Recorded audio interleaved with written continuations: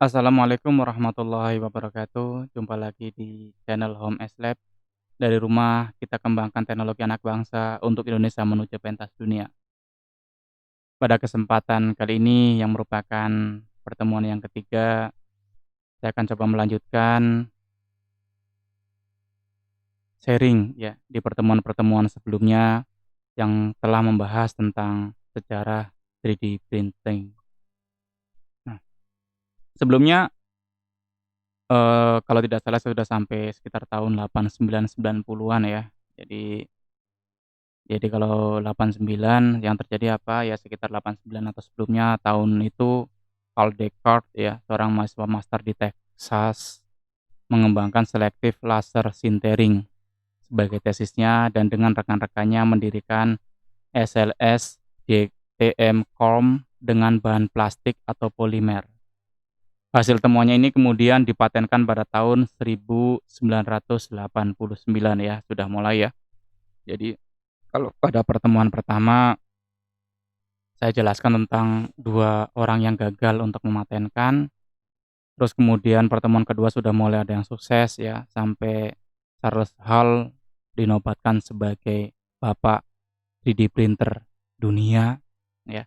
Setelah itu mulai mudah orang untuk melakukan proses paten ya. Ingat ya tadi Carl Descartes mendapatkan paten SLS.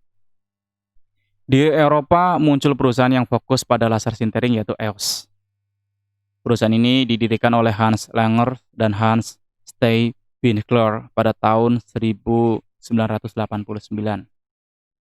EOS juga mengakuisisi teknologi direct metal laser sintering yang merupakan hasil proyek bersama Electrolux Finland. Ya. Jadi tahun 1990 EOS menjual pertama kali sistem stereo. Ya. Nah, beberapa kejadian yang penting ya, beberapa peristiwa penting pada tahun 1989-1990-an adalah sebagai berikut ya, catatan-catatan ya. Yang lain, Masaki Fujihara sebagai orang pertama yang menggunakan 3D printing SLA. Ya. Scott Cram ya, kejadian yang kedua adalah mengajukan paten untuk FDM atau Fuse Deposition Modeling. Nah, di sini jadi FDM itu mulai muncul 90-an ya. Jadi pertama SLA ya 80-an, kemudian 9 tahunnya setelahnya adalah SLS ya, Carl Descartes ya. Kemudian 92 ini mulai nih muncul FDM yang sekarang ramai karena apa? Karena murah dan mudah diduplikat. Ya.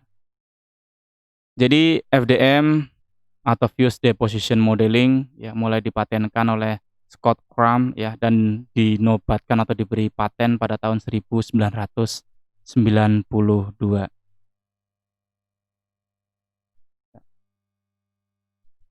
Kemudian ya di tempat yang lain Langers dan Hans Steinwinkler menemukan electro-optical system EOS di Jerman.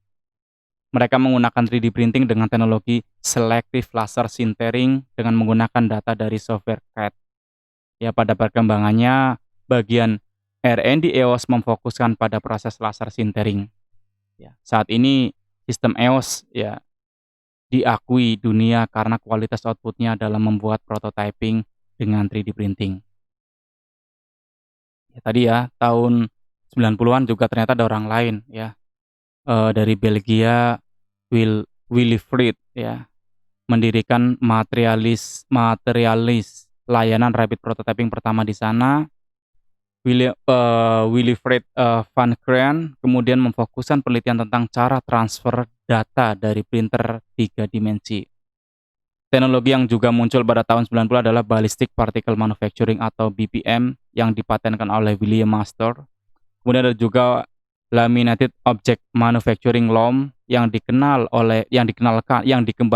oleh Elysis dan dipatenkan oleh Michael Feigin. Teknologi ini merupakan kertas dalam bentuk lembar dan lem yang diberikan lapis demi lapis ya. Jadi kalau Anda semua punya kertas digunting lingkaran ya, kemudian dilem lapis demi lapis maka akan menjadi sebuah tabung. Itulah gambaran dari teknologi Laminated Object Manufacturing.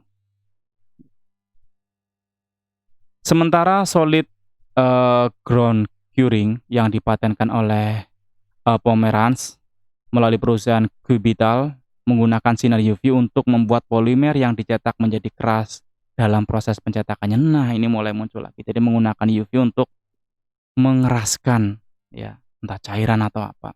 Temuan lain yakni printer 3 dimensi, ya, yang dipatenkan oleh tadi yang dipatenkan oleh Emmanuel, ya, banyak memunculkan perusahaan dan bidang rapid prototyping. Namun hanya 3 perusahaan yang sampai saat ini masih eksis, yaitu 3D System, EOS, dan Strates. Meskipun sekarang udah banyak ya udah banyak lagi. Perkembangan pada tahun 90 sampai 2000 memunculkan banyak teknologi baru dalam industri rapid prototyping. Perkembangan bagian R&D juga telah maju ditandai dengan munculnya specific tooling dan aplikasi direct manufacturing, ya. Jadi sudah mulai nih di sini. Jadi sudah mulai dikenalkan beberapa istilah-istilah di situ, banyak sekali, ya. Ya.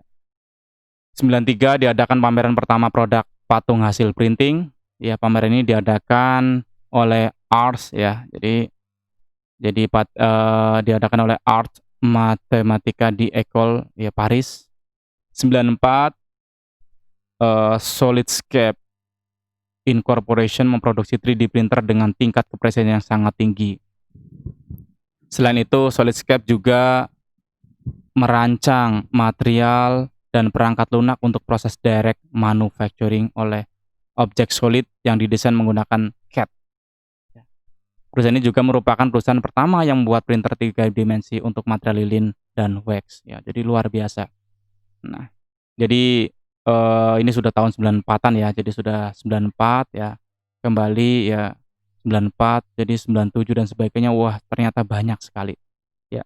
Jadi nanti yang muncul apa, ya, lihat, ya. Jadi nanti istilah-istilah, lihat, kalau Anda perhatikan, lihat, 97 Arkham didirikan, ya. Geometri objek diperkenalkan, ya, tadi udah mulai, ya. Nanti 2000-an teknologi SLM, ya. Dan nanti 2004, ya, nanti ada istilah RepRap. Apa itu RepRap? Ya. RepRap adalah Replicating Rapid Prototyper. Artinya apa? Sebuah alat yang bisa membuat alat lain yang mirip. Ya. Ya, orang sekarang mungkin udah sering dengar RepRap, ya itu. Jadi kita punya satu mesin 3D printer itu bisa membuat mesin yang lain. Karena apa? 3D printer itu bisa menghasilkan produk yang bisa persis, ya kan. Tinggal bahan-bahan tambahan. Nah, ini momen penting nanti setelah dari RepRap dan sebagainya itu di situ cepat sekali, ya. Jadi tadi di awal-awal sangat lambat, nanti mulai cepat sekali. Nah,